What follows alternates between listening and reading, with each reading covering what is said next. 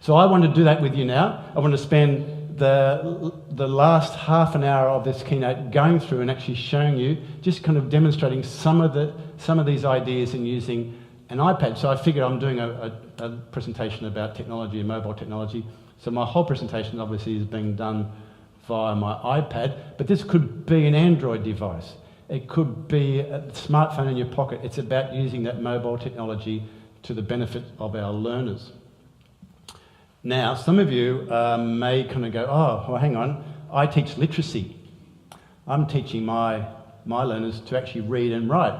So how does this fit in? I can't do this stuff because they'll never learn to read and write. Well, the issue that we know is that we need to have a balanced approach of literacy instruction. We need to be providing literacy instruction to our learners, but at the same time, we need to get on to the business of actually learning, and we need to actually be cognitively rescaling. We need to give them compensatory tools. So when they walk into your hospitality program and they can't read the menu, they can't wait for remediation to happen. They need to have the remediation happening, but they need to also read the menu. And we know from the research that they are not uncompatible, that they work together. Compensatory tools support remediation, don't take it away. Accommodations and adjustments that we provide for our learners support the behaviour we're accommodating, don't decrease them. An example of that is the use of signing for people who may be hearing impaired or have some communication deficits. We know that using sign language promotes speech, does not actually take away from speech.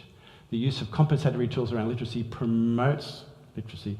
And often the learners that you're working with are disengaged because things have never worked for them.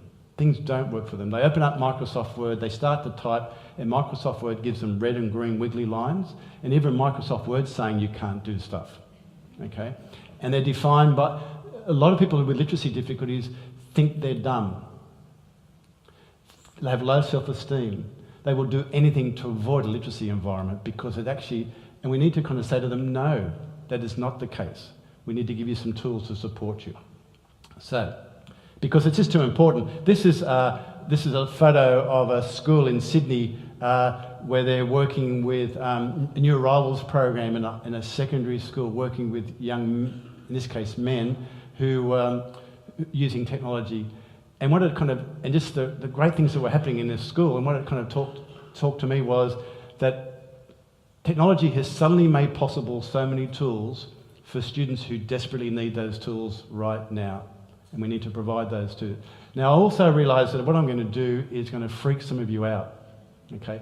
I don't expect that after today, or even after spending a week with Jonathan, you're going to become technology Jedis. It's not the idea.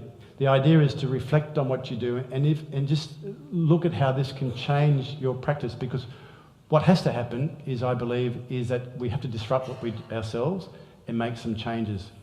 And so you're going to have to think, well, how am I going to use this in the way that I support my learners? So going back to that universal design for learning idea about representation, I mean, how could we use this mobile technology to support the way that our learners are provided with options of how information is presented?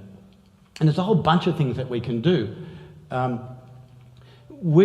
Using mobile technology, we can actually embed text-to-speech, we can support vocab acquisition, we can support comprehension, we can use optical character recognition, scanning into it. We can actually say to ourselves, well, let's use audio rather than just text. What about video, using apps like Explain Everything, which I'll go into more depth in my workshop later on today. The use of QR codes, ebooks, augmentative reality.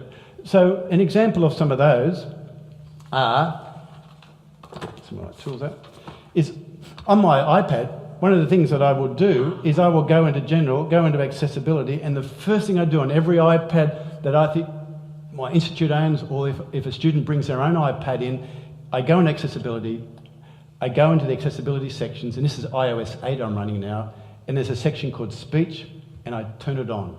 I turn on speech selection, and when I do that, I now have embedded on my device, whenever that learner encounters any text that's accessible, that text will now be read back. My device has text-to-speech embedded in that device. So if I go to just some text on my device, and I can highlight that text, and all of a sudden I actually have a speak feature in my toolbar. And the first 2 centuries of the empire were a period of unprecedented stability and growth. How cool is that? We can go home now. That's all we need to know. I mean, Todd Rose talks about just by turning on that one feature for some can be a life-changing thing for some learners, because those black marks on the white page have some kind of meaning. I can go in. I can do that. You'll notice that if I go back to my settings, when I go into voices, I have a whole bunch of voices. And what the device will do, it will recognise any text that it comes across and automatically recognise it's in a language and read that text in the right language with the right pronunciation. Okay, so I could actually have a learner who might be not having English as their first language, but they might encounter a word in that paragraph that they don't understand. If it can be read back to them because they can't read it, they get some meaning from that text. As one example, or I might go to a web page, and now they can go to in hospitality. They have to go and read an online recipe, and all of a sudden that could be on their, rather than as a printed format, they could actually be on their device. And when the ingredients, and they can't read that first ingredient, and they can just highlight that, and 1 cup custard sugar. 1 cup of custard. That's what I need.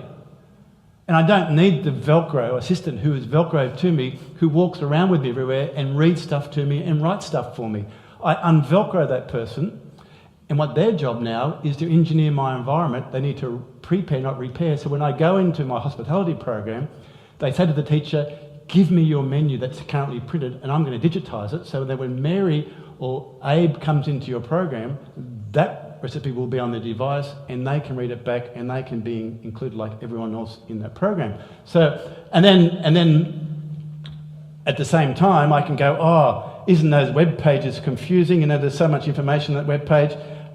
On here, I have a little reader button now that has appeared automatically, and I press that, and it will actually take away all the non-essential content on my web page and just give me the main content on my web page to be read back. So I can actually clean up the web pages as well for my learners and have text-to-speech embedded in that.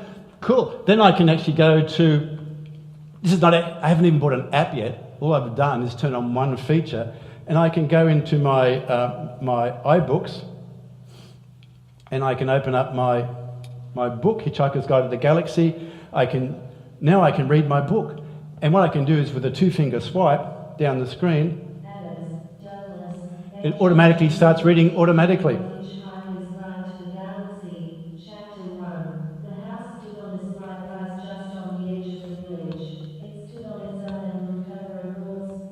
And I can change the speed of that, so I can automatically have it read on my device.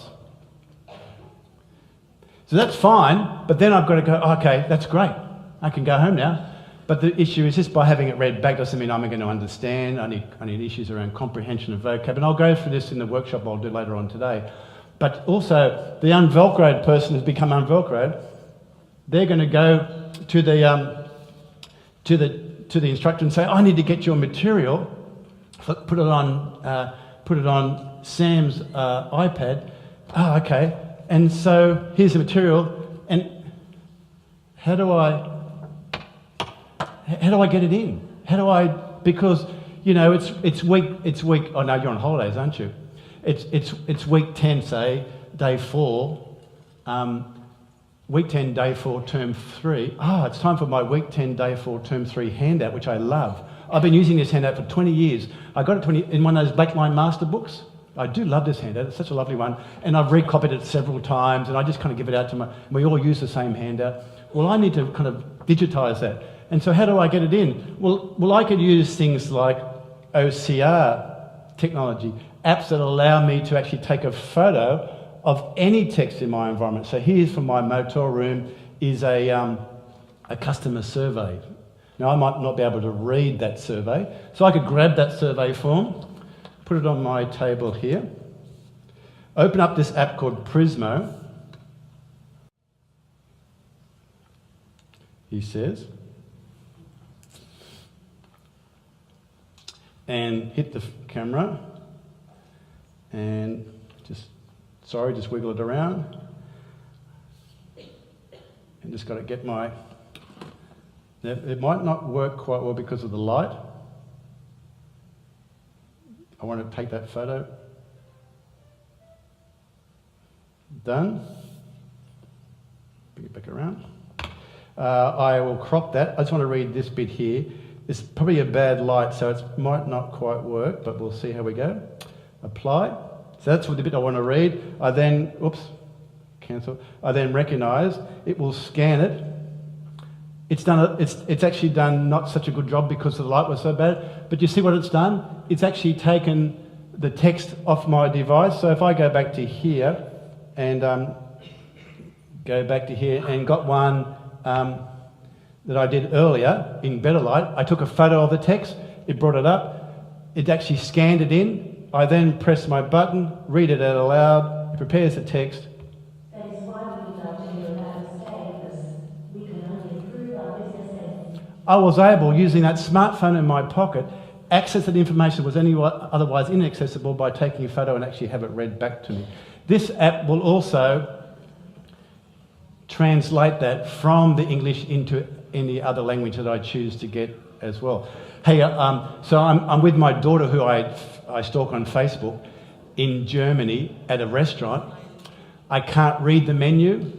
This is kind of a side issue altogether. I can't read it, so I use Prismo, take a photo of the menu, it scans it in German, I then get it to translate it to English, and I get the menu read to me in English, and I realised I was about to eat black sausage, and I go, that wasn't a bad, so I can go back.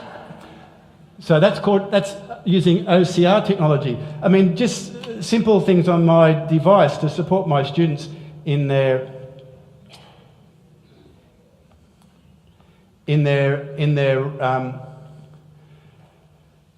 is to support them just in saying that text-to-speech is in comprehension. I mean, we're doing a unit on Roman Empire and they come across the word viaduct and they've got to find out what the word viaduct means. You know, what is this word viaduct? So we send them to a definition which is not in their first language. And often the definition is actually very complicated and very cognitively loaded process. So I'll do things to teach my learners to go to Google,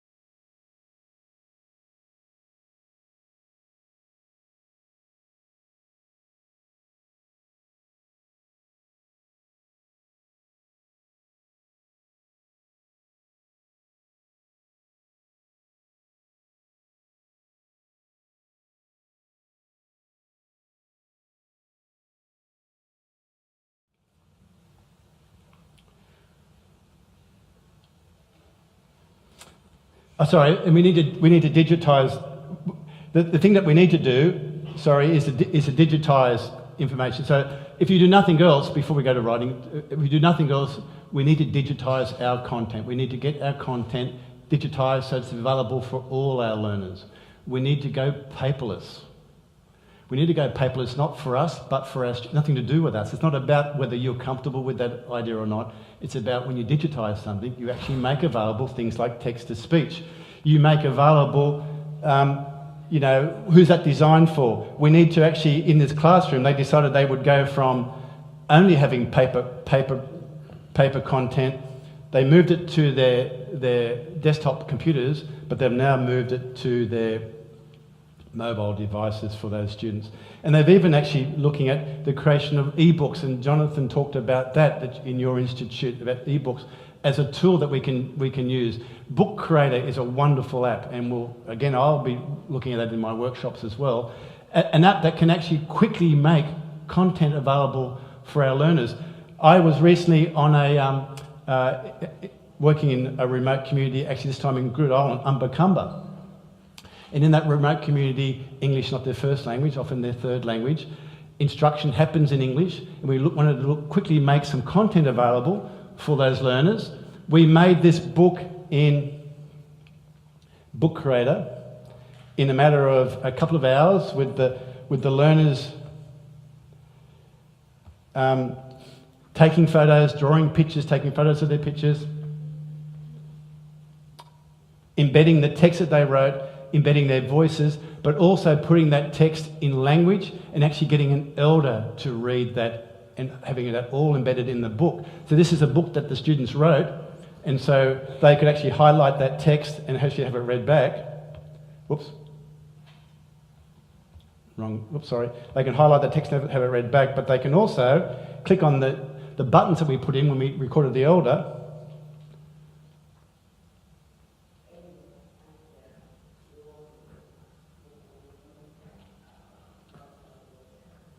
It's a bit low, you couldn't hear it, but that elder is speaking a 40,000-year-old language that we've embedded into that. In a matter of hours, we actually made a content that was for those kids based not only in their second language, but in their first language. So using things like Book Creator are an important tool. A colleague, Jane Ross in Indonesia, she does a project called the Backpack Classroom Project, and she goes into communities in Indonesia and does the same thing, producing text using Book Creator, both in second language or third language, but also in language for that particular community, as an example. So what about writing? What about the action of actually giving our learners multiple means on mobile technology for writing tool? What does it look like? You can actually access a whole bunch of writing tools. You've got word prediction tools, you've got handwriting recognition tools. There's an app called WritePad where when you actually write on your iPad, it will transcribe your handwriting into text. There's speech recognition. What about recording audio as for our students? Why do they have to always submit an assessment task in text? Why can't they submit it as an audio recording? Why can't they submit it as a video and note-taking? These are all tools. So, tools such as Siri. Hey Siri. Hey Siri.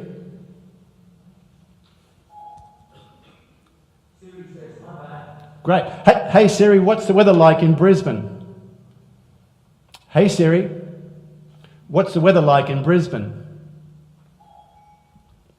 Should be warm in Brisbane today. Up to 23 degrees. Great. So the use of speech recognition. I mean, I can now. I don't even have to touch my device. I just kind of say, "Hey Siri," and it's a. Thank you. But it means that I can actually go in now and go back into I might be working collaboratively on a Google Doc, and I now have embedded on my keyboard a Siri button.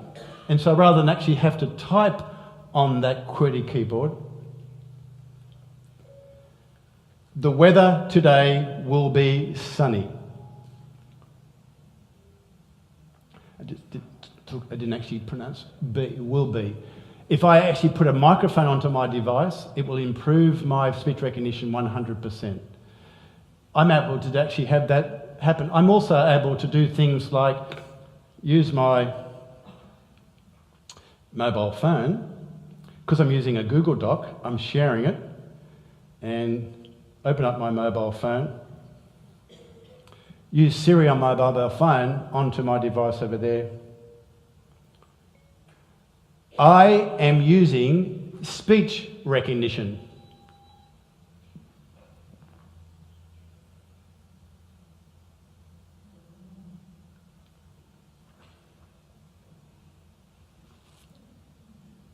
Hang on. Speech recognition. So I could, here it comes, pretty soon. So I can actually be using a mobile device, inputting text in multiple different ways. I don't need to be tied to a laptop computer or to a desktop computer using that QWERTY keyboard. I can use a whole range of tools to do that. I can use tools like Evernote, which is an app that links to my Evernote account, which is cloud-based, so that when I go in and make a new note, I can use my speech recognition. I can use my keyboard. My keyboard now that comes with word prediction built into my keyboard in the operating system. Word prediction, which actually helps me with my vocab, helps me with my grammar. It provides me text that I need, the vocab to write. If I'm using an app like Co-Writer, which is an app on your iPad, I can not only use word prediction, I can embed my own word banks. So if I know a learner has to do work around a particular content area, I can go to a web page and take that content from that web page, embed it into the speech recognition app, and when that learner starts to type around volcanoes, types in the word V, all the vocab around volcanoes will start to appear to support them in the writing process.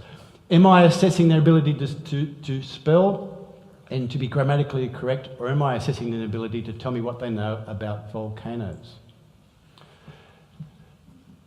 The reason I would use Evernote is because whatever my learner does in this app, not only can they use their keyboard, they can also embed photos, so they could be taking photos of my notes, of my whiteboard that I'm taking notes of. They can also embed voice notes. They can also embed their own voices notes. And when they save that note, it's not saved on their local device, it's saved in the cloud. So I take that on the Institute's iPad here at Southbank. I then go home to Logan, I log into my own computer at home, I log into my account, and there is my notes ready to go, and I can continue working. I don't actually have to be tied to any device. All my information is cloud-based.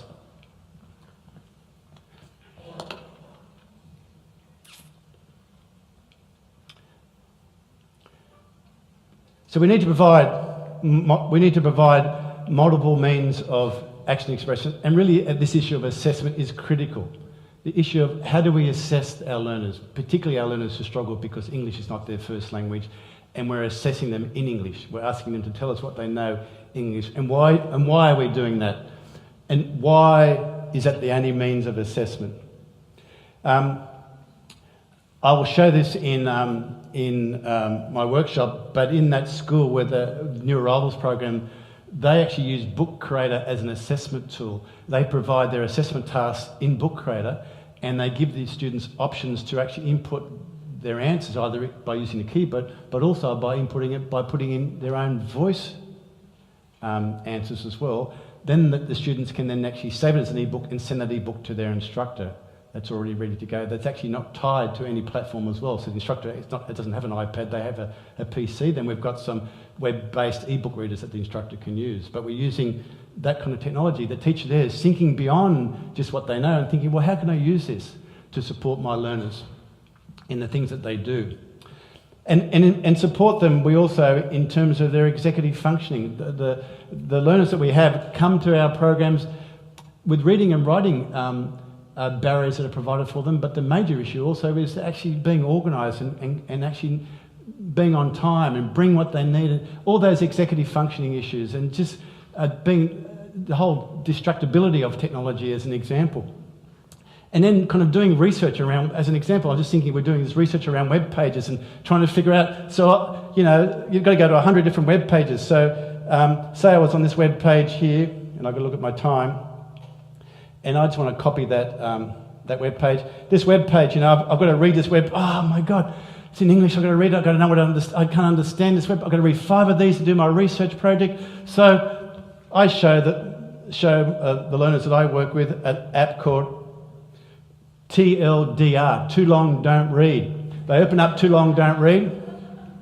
There's a little sloth guy as an icon. They open it up, they go to the web browser, they paste in the website that they had to read. They go to that website, the Too Long Don't Read brings up the website in its little browser there. Down the bottom of the page, there's a little button that says TLDR, Too Long Don't Read. Press TLDR. The little sloth guy analyses the web page and summarises it into one paragraph.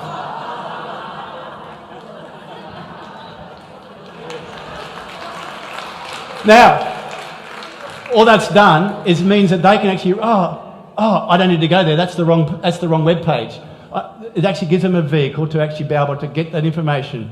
Down the bottom here, they can go back and work out whether it's short, medium or long, but that app is also a browser extension in Chrome. If you're using Chrome on a MacBook or a PC, you download the extension called Too Long Don't Read, and it's built into the Chrome browser.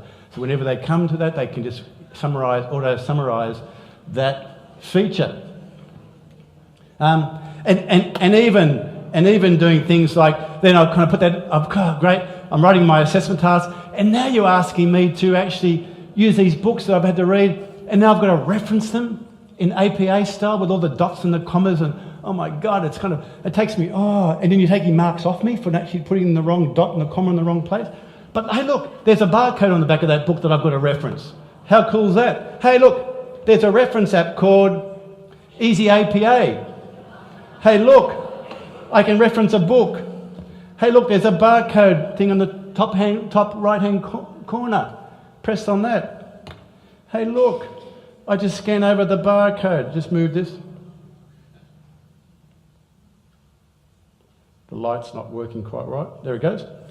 Hey look, it takes that barcode information and automatically puts the book details into my book reference. I then say generate reference, and now generate, that's the right format for my reference. I just need to... Now, is anybody studying currently? A librarian said, Greg, we've got to teach the students, the learners, about referencing. I agree. I will teach them the format, why it's like that, the whole issue. But once I've done that, I'm over that. I'm on the business of actually learning about stuff. We can reference. Let's just get the referencing done. It's not an issue for me. You have a debate with your university professor about that, I'm sure. I think I'm just about up. So we need to think about that. We need to give our students a chance to use their devices in class. That teacher at the TAFE program needed to say, take a photo of my whiteboard, sure. But he needed to think about the fact that his whiteboard was handwritten anyway. That was inaccessible to start with. But we need to do that. We need to think about executive functioning. We need to give our students a whole bunch of tools, which I'll go through in the workshops today. We then need to engage them, the third bit, and we need to realise that the whole engagement process is accessibility is more than just giving the tools to our learners. It's actually making that a meaningful engagement, making it, and to do that, we've got to rethink it, and you've got to be disrupted. This demands that this is too valuable. But what's going to happen, it's going to change your practice and change the practice of your institute probably as well. And you can say, I'm too busy, I've got too many things to do, but we make a difference. And you are the critical factor. And you are the critical factor. And you need to think about this thing called the SAM-R model, which Jonathan's going to do a session on today, which says you can start using this stuff and think about it and just substitute what you've always done using WordPresses and web browsers. But we need to think about augmenting it so that we use things like OCR. We need spelling and grammar checkers. We need to actually really augment what we do in our learning programs, in our classrooms. We need to kind of even modify what we do. We need to give alternative formats, convert stuff to audio, make video, e-books, flip our classrooms around so we use this technology. And maybe even actually go one step further and really redefine what we do and use things like augmentative reality, cloud-based computing, alternative assessment. Just one thing, just that augmentative reality, you know, I send my learners out to do some community-based research. If I give them this app called Juneo, when they just go into the community, when they turn it on and they just hold up their iPad to the community, it automatically finds, it's geotagged a different thing. Oh, it's right, we're going to go to the Brisbane Convention Centre. Click on that. It brings up information. Oh, I'll go and read about it on Wikipedia. Just by holding up their device to that building, they can go here, and of course that's all text enabled with text-to-speech. I can actually read that back. But I go back to there. Oh, how do I get from here to there? It automatically will show me the route that I take from where I am currently to the convention centre and give me the details of that route as well. Just by holding my device up, I don't need to enter that device in terms of a keyboard. I can just use augmentative reality. It's about using those tools, and so it's about immersing yourself in the possibilities to make a difference. When someone walks through your classroom door, into your program, into your workshop, into your hospitality, wherever it is, kitchen, your learning, your workplace instructional environment, we need to get over the fact that they're defined by the ability to read and write. We need to embrace the possibilities that technology affords us and use those to actually empower and make a difference for our learners. Thank you.